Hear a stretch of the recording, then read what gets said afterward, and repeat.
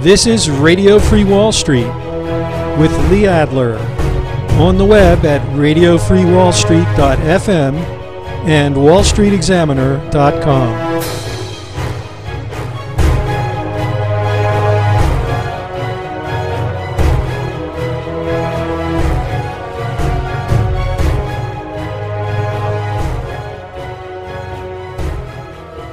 Hi everybody, I'm Lee Adler, and this is Radio Free Wall Street, produced Monday afternoon, October 20th, 2014, after the market close.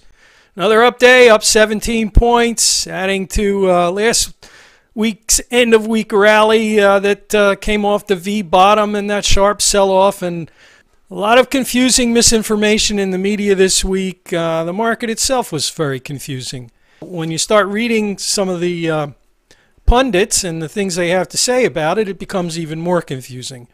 I took the time to read a couple of pieces in the Financial Times and on Barry Witless's blog. He had reposted a piece by Paul Kasriel, the erstwhile chief economist at Northern Trust, I believe he used to be at. He's with some small podunk outfit now. I guess they got tired of his bearishness up there at Northern Trust. Paul Kasriel blames the difference between the lack of economic recovery in Europe and the stronger recovery in the U.S. on the fact that the U.S.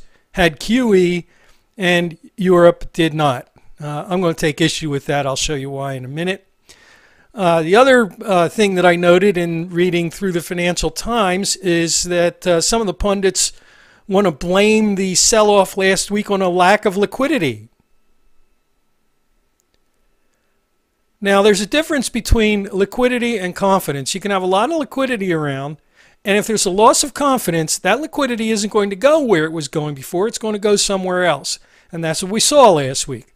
Liquidity came out. There was a lot of selling of stocks, but there was a ton of buying of treasuries. So there was no liquidity shortage. It's just that people decided that it was now risk off instead of risk on, and there was a loss of confidence in stocks, and liquidity cash moved into treasuries. Now, there is a little less cash around, but there's still plenty of cash around, and there's just as much misinformation about how liquidity works. So I'm going to look at a couple of those things via our usual chart format. So let's start with Mr. Kasriel's observation or idea that the reason behind the European lack of recovery and the U.S. recovery is the difference between QE and lack of QE. This is something that we've alluded to before, but I just wanted to reiterate this. This doesn't have anything to do with how much money is being pumped into the system. There's one world liquidity pool.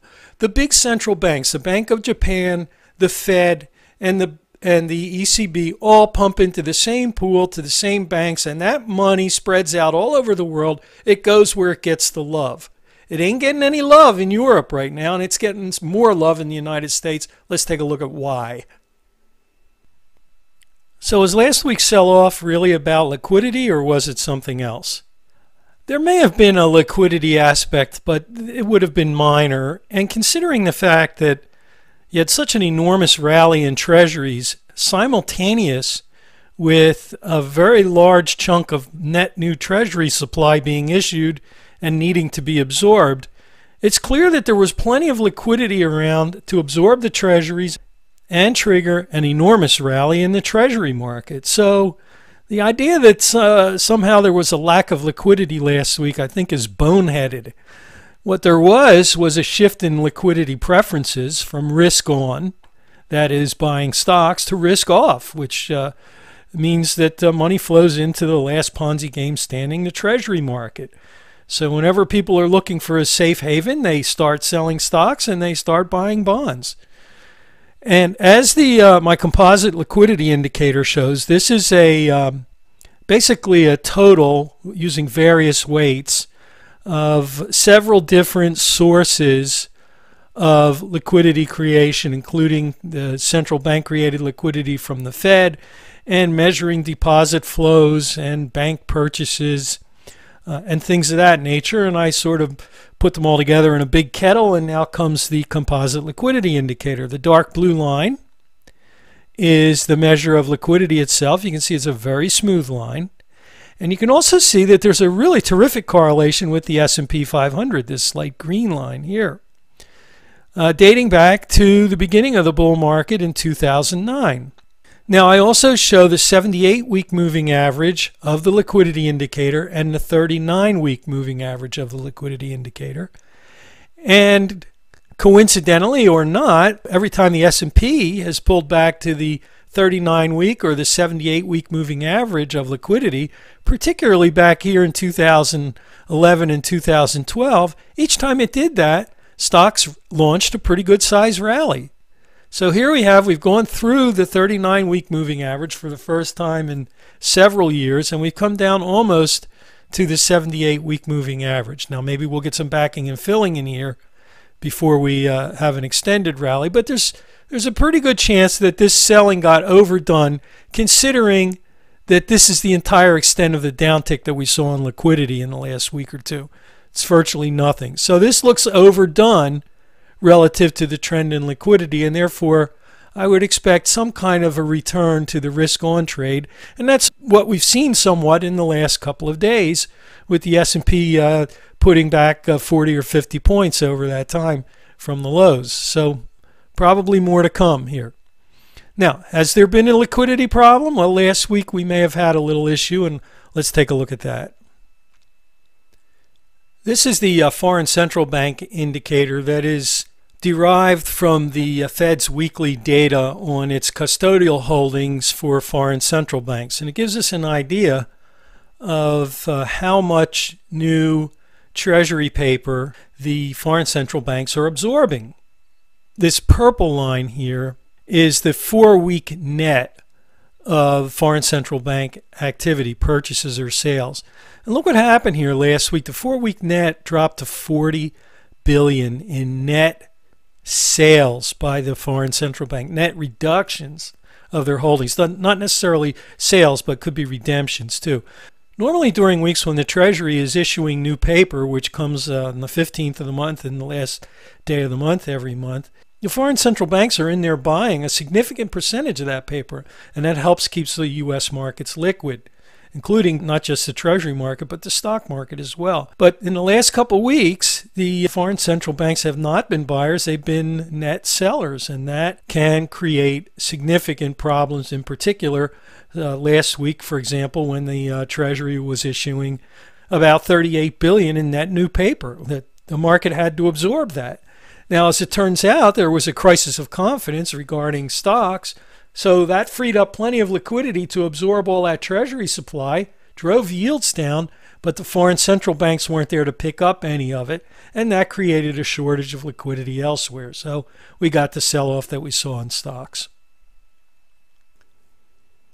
This is another composite I put together. In this case, it's a composite of the total amount of new cash printed by the Fed, the Bank of Japan, and the ECB in dollar equivalent terms. So I basically took the assets of the three central banks, converted them to dollar equivalents, and combined them into a single total and graphed back to 2009. Once again, you can see a very strong correlation between the direction of total central bank money printing, that's the red line here, and the direction of the S&P 500. This goes back to the theory and in practice the fact that the central banks all pump into the same counterparty pool, and they're all playing the U.S. market first and foremost. It's still the most preferred, largest stock market in the world, so this is where most of the flows go.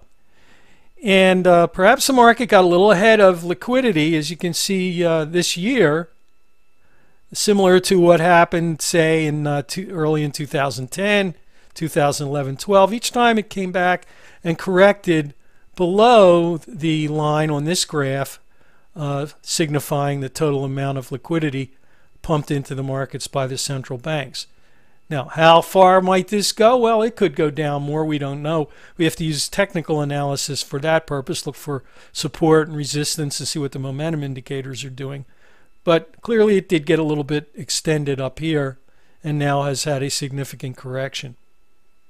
Now, Gillian Tett, in her piece in the Financial Times last week, tried to make the point that market liquidity had decreased. And as we've shown, overall market liquidity has not decreased. It's just a matter of preferences. But one of the points that she tried to make through quoting a couple of pundits was that because large banks and market makers had reduced their holdings of fixed income securities, that somehow that reduced market liquidity. And first of all, the point is not exactly true. And secondly, had they decreased their holdings of fixed income securities, that would not affect market liquidity because it's cash levels that matter in that case. If banks are sitting with fewer securities and higher levels of cash, that would improve market liquidity, not make it tighter. This chart shows U.S. commercial bank holdings of treasuries and agencies. This is a data point that's published every week by the Fed in its weekly H8 statement that is posted on Friday evenings. And as you can see, the holdings by the banks of U.S. Treasury and agency securities have been roaring higher throughout 2014. In fact, since late 2013. For a year now, they've been trending dramatically higher. They broke all-time record levels of holdings in 2010 and 2013 about midway through this year and have been building at a breakneck pace ever since then. So it's not true that the banks have cut back on their holdings of fixed income securities. Now, it is true to some extent that primary dealers have cut back on their holdings of treasuries, but traditionally they were never long treasuries. It used to be for decades they were always short treasuries. They didn't start to go long treasuries until 2008 when they were wrong there. They were wrong there. They were wrong when they were most heavily long in 2012. That was actually the top of the treasury market. So they were longest at the top when yields were at their lowest. And they were wrong again here in late 2012, early 2013. Only in late 2013, when they were heavily long treasuries, were they right about the market.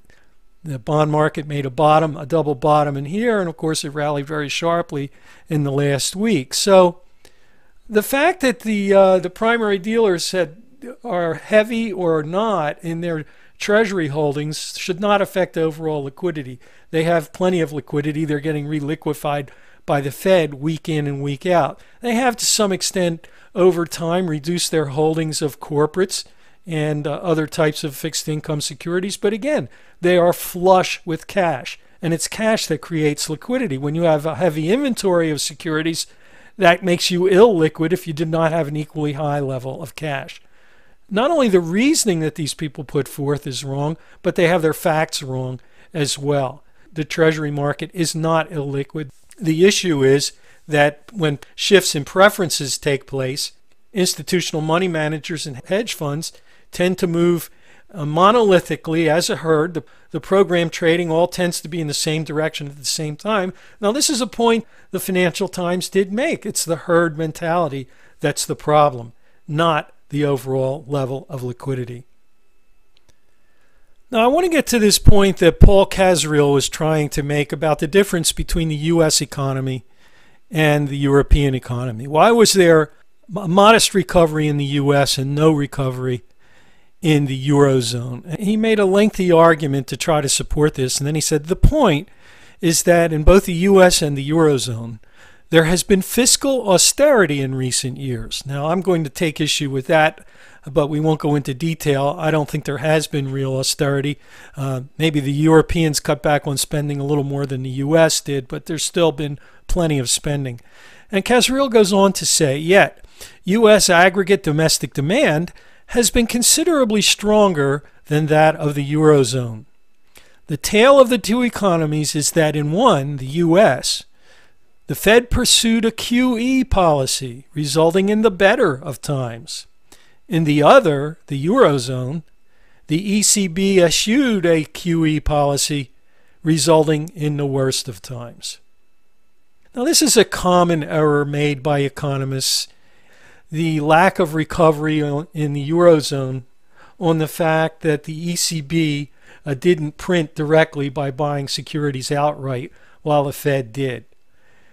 It's just not the case that that's the difference between the two economies. I'm going to show you what the difference is. The primary difference and the primary reason that the U.S. economy has benefited is energy production.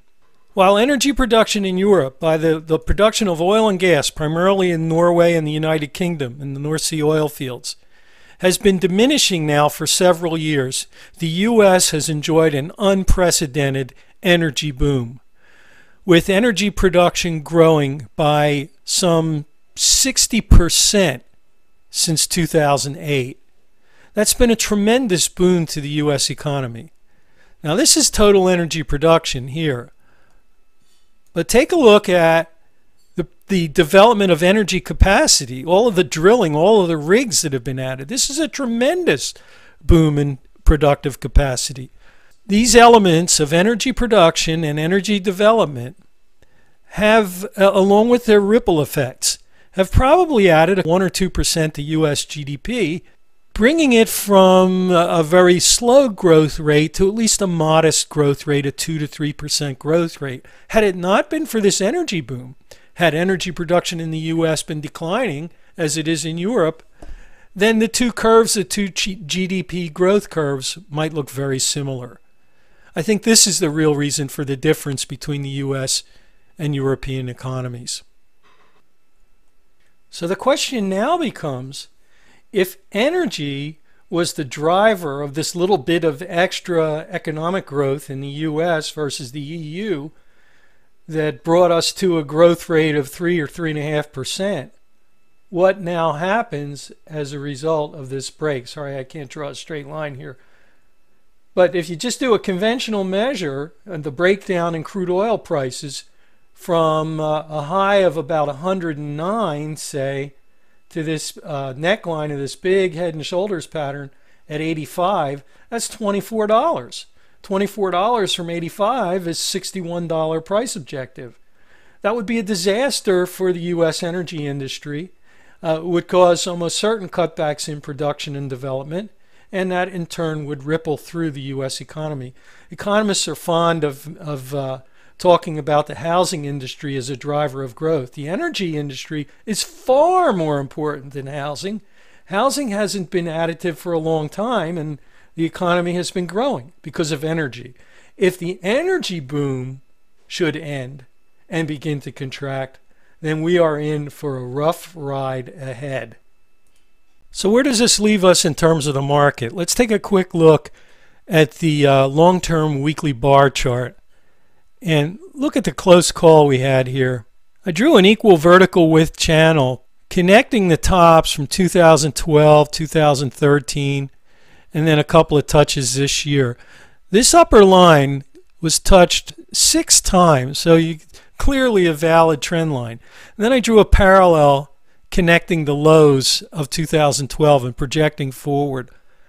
Look how the market sell-off came down exactly to this parallel trend line, stopped and turned on a dime and began to recover. And here's where we are right now, just around the 1900 level on the S&P. Same thing with the long-term momentum indicator, came down to the lows of the last couple of years and then stopped. 2-year cycle momentum came down to the lows of 2012 and then stopped. The 3-year cycle momentum came down to the low of 2013 right here, and then it stopped. And the same thing with the 10-12 month cycle momentum, came down to the low of 2012 and stopped dead right there. So we're in limbo. I don't know if we've had bear market signals or not. I've been holding out, waiting for these lows to be broken. And last week it looked like they were going to be taken out, and the market did a hockey stick recovery, and there was no takeout of those lows. The S&P did break the long-term trend line going all the way back to the 2009 low, broke that last week, but here we are today and we're back to the trend line. We actually closed right on the line on Friday, and today we're slightly above the line here on Monday. If the S&P continues to trade above 1900, then this little tail here will have been a false breakdown, and they tend to be bullish for the intermediate term. So it does appear, and I won't get into the short-term indicators, but I will be posting those later tonight in the professional edition market update. It does appear that this market will make an attempt to get through a line that probably won't be resistance in the low 1900, 1930, 40 area. It might make an attempt to get all the way back to the upper 1900s before this rally is all said and done. So there you have it. There's still plenty of liquidity around. The issue is, where is it going to go? And until there is a lot less liquidity, a lot less central bank provided liquidity, there's going to be some less. Fed's not going to be pumping as much. But until there's a lot less, I think we're going to continue to see this willy-nilly rotation between the stock and bond markets, and who knows, commodities might even make a comeback in here at some point, although it doesn't look that way right now. But there's enough liquidity around to keep one or more of these markets in flotation mode for a little while longer. The other factor that we've looked at is that the real reason behind the U.S. recovery is energy production, and the ripple effects that produces. Now the question becomes, with the sharp drop in the price of oil and gas in the last couple of weeks, how that's going to affect production and how that's going to affect the U.S. economy, and ultimately whether that's going to, a slowing U.S. economy is going to bring the Fed back into the game again. So we have lots of data points to keep an eye on. My advice to you about listening to the pundits is don't. They'll just confuse you. Try to stay focused on the charts and the numbers. Put two and two together and come up with a conclusion that makes sense to you. That'll do it for today. Until next Monday, have a great week, trade sane, and I'll see you next week.